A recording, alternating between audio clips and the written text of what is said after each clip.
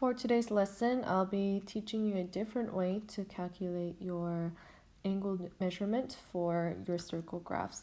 So, if you know how to work with percentage and decimals, this will be an easier and quicker way to calculate your answers. Let's go ahead and read the top parts.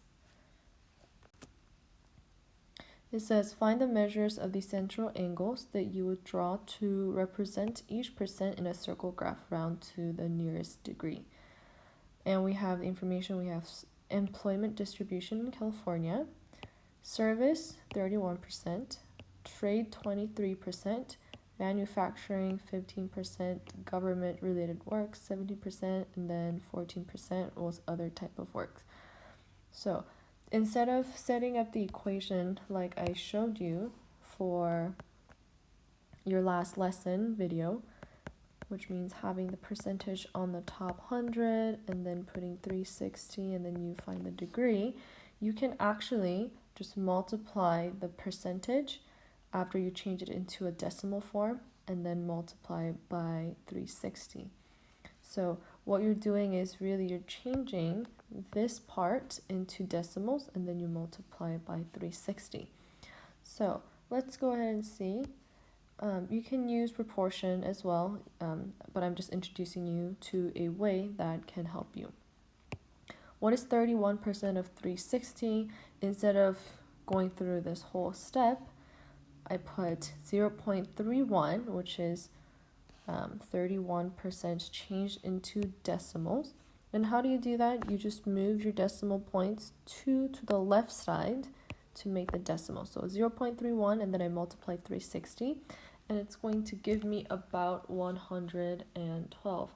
The reason why I have this lines that are not straight for equal sign is because it's about 112.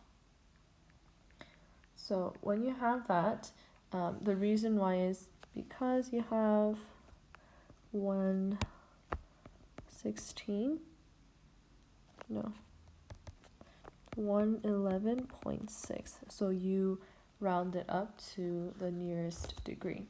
Same thing for the rest of these things. So let's go ahead and take a look at the questions that we have on the bottom of the page. Find the measures of the central angle that you would draw to represent each percent in a circle graph, round to the nearest degree. So let's see, we have service, trade, manufacturing, government, and other, but with different numbers because now this is in Texas. So I'm going to do the work on the bottom. Service, it's going to be 27%. So 0.27 times 360.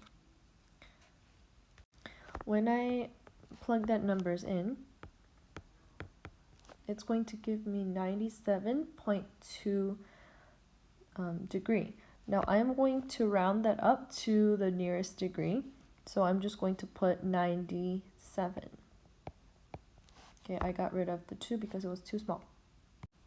Same thing for number 2 all the way to 5. All you have to do is to put 0 point and then the percentage, you multiply by 360 and then come up with the answers. 360.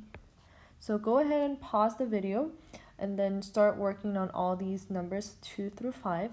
And then once you are done working with those numbers, you can double check your answers with my answers that I'll be putting up in a second. Now when you look into the answers, I put the actual answer numbers on the bottom side and then I put the estimated rounded up version on the line for the answer. Number 4 and 5, they both have 18%, so I don't have to work twice. I just put a sign to indicate that number 4 and 5 have the same work, thus going to have the same angle degree.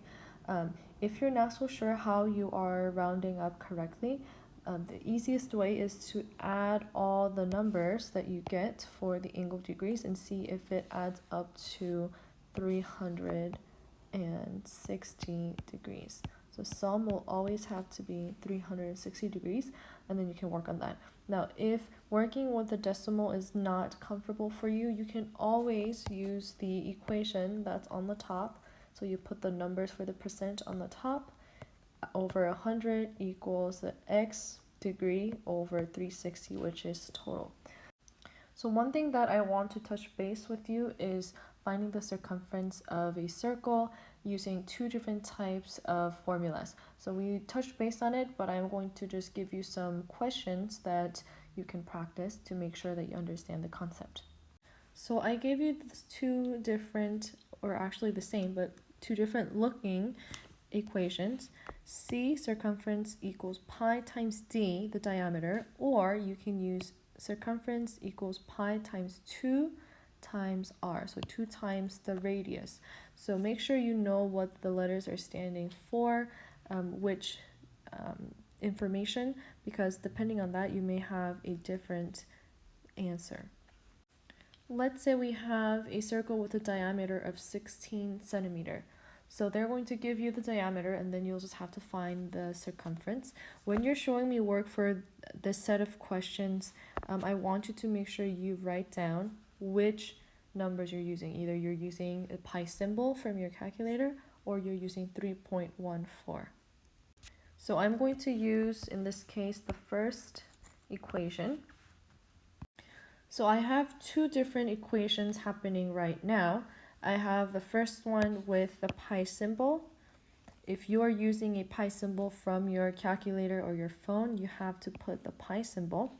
If you are choosing to put 3.14 instead, you have to write down 3.14 instead of the pi symbol, so I can grade your homework accordingly. If you notice the answer for this question, if I use the pi symbol, I am going to have numbers that is going to continue forever. What I did is I looked at the first three numbers and then I used the third number to carry over and round it up to the 100th. So I'm going to put with this sign, not an equal sign, but about sign, and put 50.27. If you're using 3.14, you're going to have a clean answer as 50.24. Now, you see some difference in here, 7 and 4, but as long as you are clearly mentioning which of the numbers you're using, you don't have to worry about having a slightly different number. It's how things are going to be because of the nature of the pi symbol, of the number pi. What if I have a radius instead of diameter? So it's going to work the same way. I will write two of these equations down, and then I'll give you ways you can work with, especially fractions.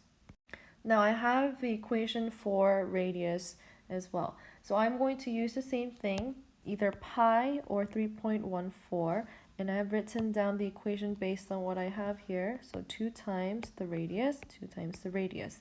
So what I'm going to do is I am just going to go ahead and start with 2/3, especially if you are plugging into your calculator, you may want to work on 2/3 first. So you do 2 over 3, which is 2 divided by 3, times 2 times pi. Same thing, if you're working with a calculator on the bottom one, you do 2 divided by 3 times 2 times 3.14. When you work on those numbers, again, you're going to have two slightly different numbers, and then when you actually round it up to 2 digits, to 100th, you're going to end up with the same number. So because the third or the 1000th number for both cases are big enough to round it to the 100th, you're going to end up with 4.19 inches either way that you use. So hopefully this makes sense. Just work with decimals if you are having a hard time with fractions, and make sure you identify if it's diameter or radius in order to find your circumference. Hopefully this is informative, and good luck with your homework today.